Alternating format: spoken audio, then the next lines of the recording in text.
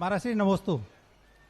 महाराज श्री, मैं उन पुण्यशाली व्यक्तियों में से हूँ जिन्होंने जिज्ञासा समाधान के प्रथम संस्करण में 1988 में उसमें भी भाग लिया था।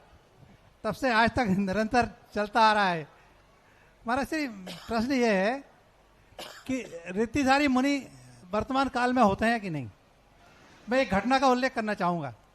1991 में देवगढ़ जी में पंचकल्याण हो रहे थे। तब हमारे मंगौली वीर सेवा वाले कैप्टन अशोक कुमार जी वो बीमार हो गए, उनको हॉस्पिटल में एडमिट करवाया गया। डॉक्टरों ने कह दिया अब ये नहीं रहे। तो हम आपके पास गए कि महाराज जी अशोक भाई साहब एक्सपायर हो गए, हो सकता है वो अब यहीं बैठे हों। तो आपने कहा कि हुआ तो बुरा है लेकिन अशोक मर नहीं सकता। आपके शब्द यही थे, अशोक मर नहीं सकता, हुआ तो बुरा है। बाद में पता लगा कि वो उनको इंदौर शिफ्ट किया गया।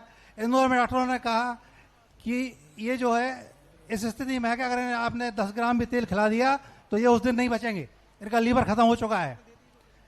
मंगौली आ गए, आपका मंगौली आगमन हुआ, वो आपके पास हम लोगों ने लेके गए। आपने कहा अशोक कुछ नहीं होगा। उस दिन से उनकी रिकवरी शुरू हुई और आज वो एक टाइम पुड़ी ही खाते हैं, रोटी नहीं खाते। आज भी जिंदा है, हो सकता है इसी पंडाल में बैठे हो, इसी पंडाल में बैठे भी होंगे, वो हो सकता है।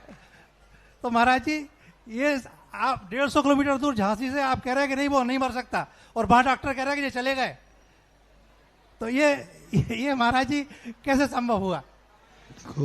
रिद्धियां तो आज नहीं है, लेकिन रिद्धियों का ध्यान, रिद्धियों के ऊपर श्रद्धा और रिद्धियों का जाप करने से रिद्धि जैसा प्रभाव आज भी देखा जा सकता है।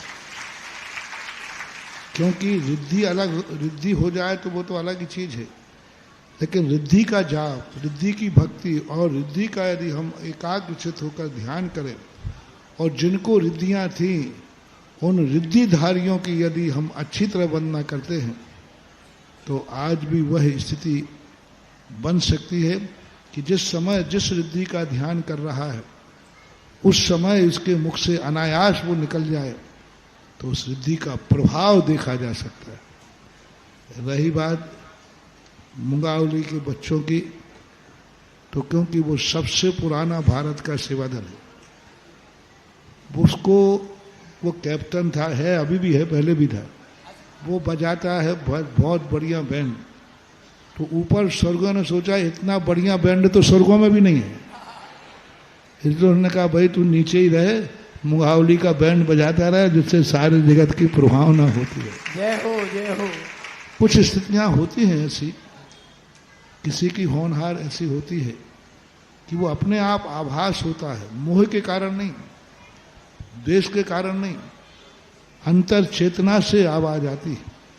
और वो आवाज इन्हीं रिद्धिधारी महाराजों का निरंतर चिंतन करना, मनन करना, मैं तो मेरे नेचर में है। जो चीज मेरे पास नहीं है वो जिसके पास होती है मैं उसी को प्रणाम कर लेता हूं और वही काम हो जाता है जो वो काम करते हैं। इसलिए मैंने भक्तांबर के साथ रिद्धियों को जोड़ा। मेरा उन रिद्धियों पर बड़ा श्रद्धान था और मैं निरंतर उनका ध्यान करता हूं, उनका जाप करता हूं और रिद्धिधारी महाराजों के लिए सदा नमस्कार करता हूं। ऐसा